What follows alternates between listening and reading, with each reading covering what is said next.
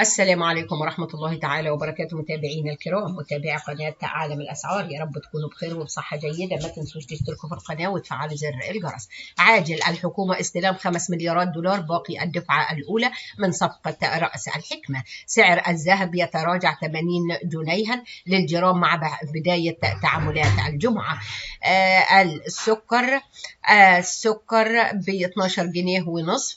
صرف السلع التموينية لشهر مارس. وإليكم العناوين. السكر ب 12 جنيه ونص. بدء صرف السلع التموينية لشهر مارس.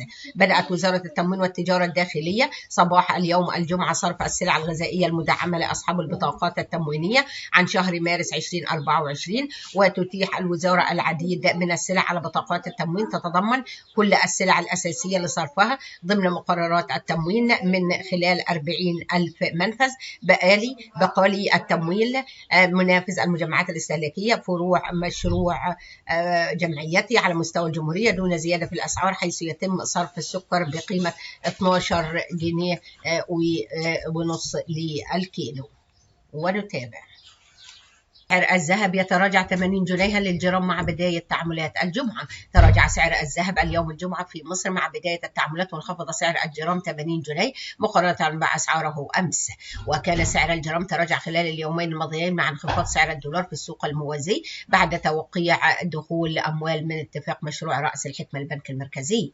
أسعار الذهب اليوم تراجعت أسعار الذهب عيار 14 إلى 1927 جنيه للجرام، وسجل سعر الذهب عيار 18 نحو 2477 جنيه للجرام، ووصل سعر الذهب عيار 21 2890 جنيه للجرام، وبلغ سعر الذهب عيار 24 نحو 3303 جنيه للجرام. سعر الجنيه الذهب هبط سعر الجنيه الذهب إلى 2320